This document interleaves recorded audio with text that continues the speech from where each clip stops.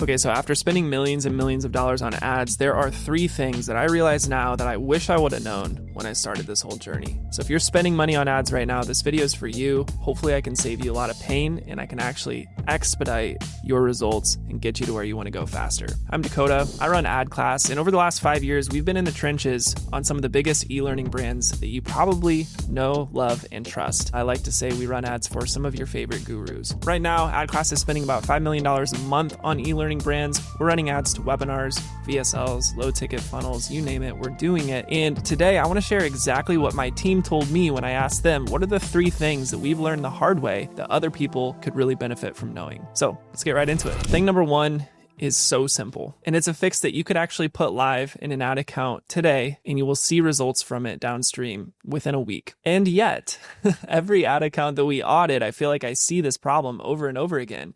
And when I see it, I'm like, oh yeah, we'll work with you, because I know a quick lever that I can pull that will actually fix things for you right away. What is it? It's quite literally just optimizing for the event that you want in Meta or Google. What do I mean by that? Well, let me draw it out for you. All right, so most of the time, especially for you info guys, this is what your funnel looks like, right? You have your landing page, your LP.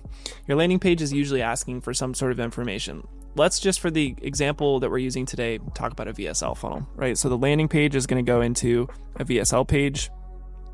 The VSL page will then go into a booking page, right? And then there's going to be a thank you page, right? So in this funnel, really simply put, you're going to have an event right here for something like lead, because you're asking for email.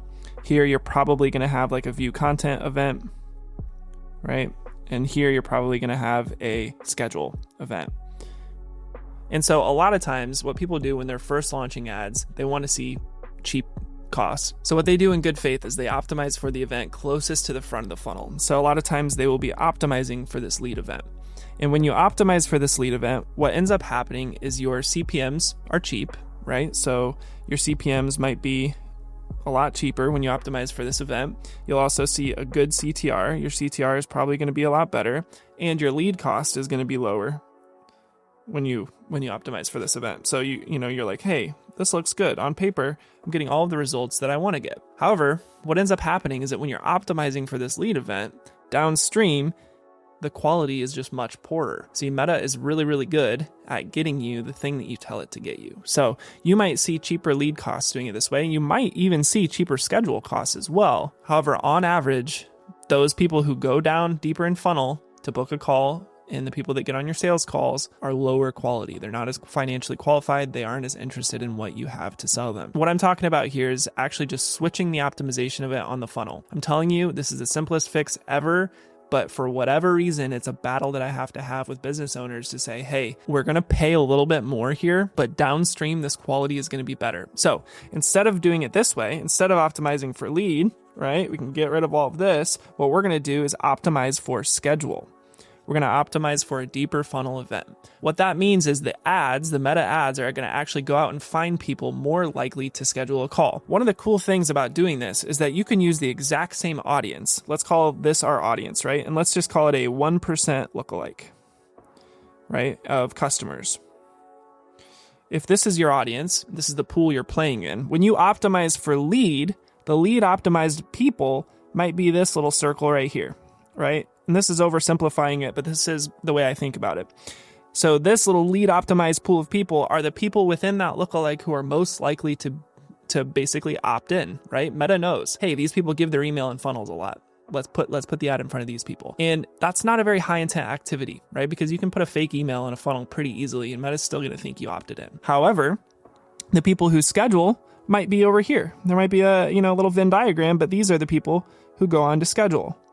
This is a totally different subsection of the audience, but they're probably higher quality because there's a lot more friction to book a call on Calendly or Schedule Once or Acuity or, you name it, iClosed, than there is to just give an email in a funnel. And so now you are still playing within the 1% lookalike of customers, but you're just getting a better subsection of that audience and you're getting people more inclined to do business with you. Now I'm going to take this one step further because we actually see some crazy results with this. right? And so I want to share a couple of those results. I had my team actually share screenshots from accounts where we have implemented going deeper in funnel. So this first one, Liesel, one of my strategists, shared over. This is from a QBR that we did last fall with an account. And so you can actually see the spend and the profit between optimizing for lead and schedule.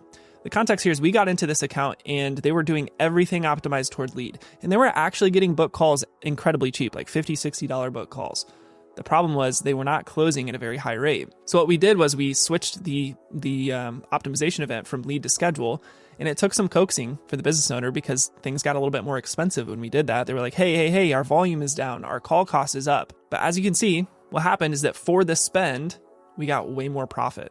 So you can see, July, we were spending mostly on O-lead, a little bit on O-schedule. August, we boosted the spend to schedule optimized. And then September, we spent a lot more on schedule optimized. And overall, we were able to spend more because month over month, the profit went way up because our ad spend was way more efficient. We were finding the right people. So here's a hack. And here's something that not a lot of people are doing. And I think a lot more people will start doing.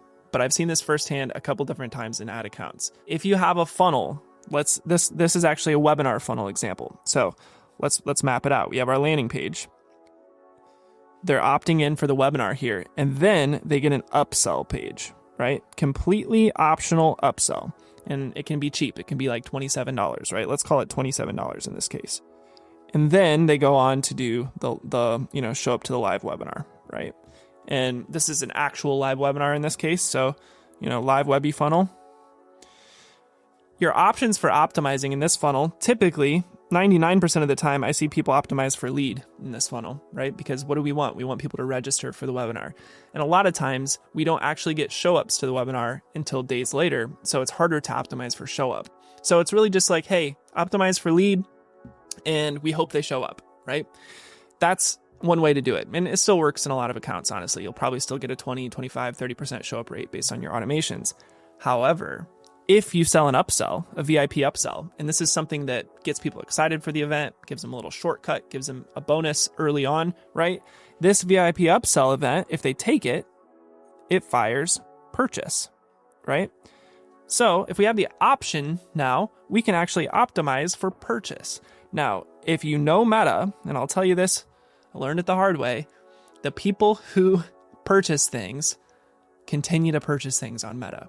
And so when you optimize for purchase, you are playing in this audience pool, right? Again, let's just call it a 1% lookalike, just for fun.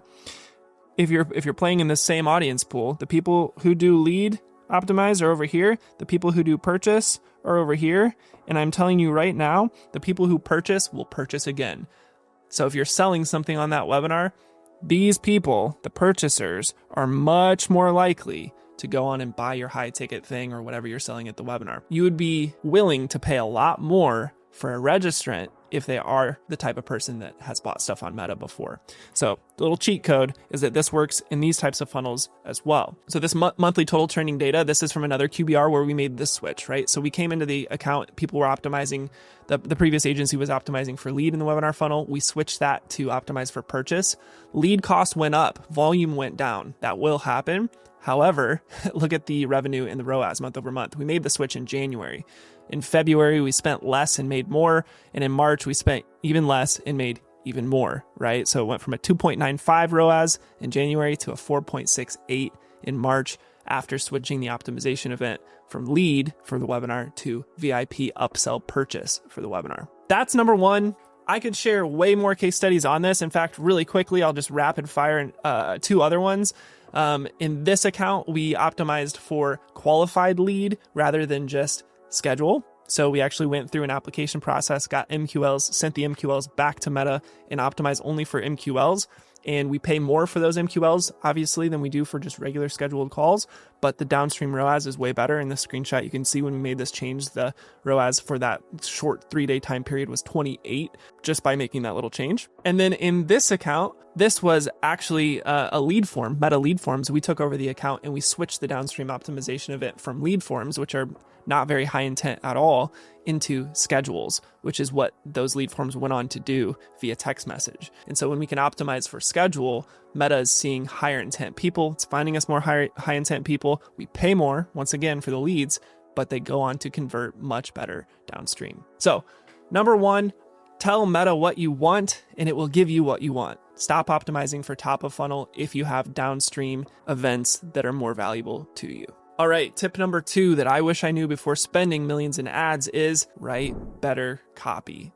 So right now the hot topic is, hey, we need to be testing thousands and thousands and thousands of creatives. Andromeda is here and we need to be testing way more out of the box ideas and we need more variety and more diversity and way more creative. Just let me stop you there. If you can't write one good ad, writing thousands of bad ads is not going to fix your problem. You have to stop and learn how to actually be a copywriter. If not you, you need to find somebody that knows how. Because here's the reality. One good ad can carry an ad account, but finding that good ad does require some testing. So just anecdotally, I want to tell you a couple of account stories that I think are kind of wild. I've had 3 different accounts in the last 4 years where I have tested 3 or 4 ads, found one that worked, and spent millions of dollars on that one ad. And these are info products. People overcomplicate the creative testing and they overcomplicate how many people there are in the world. If you can find one good ad, it can carry you for 6 months or a year, unless you're spending,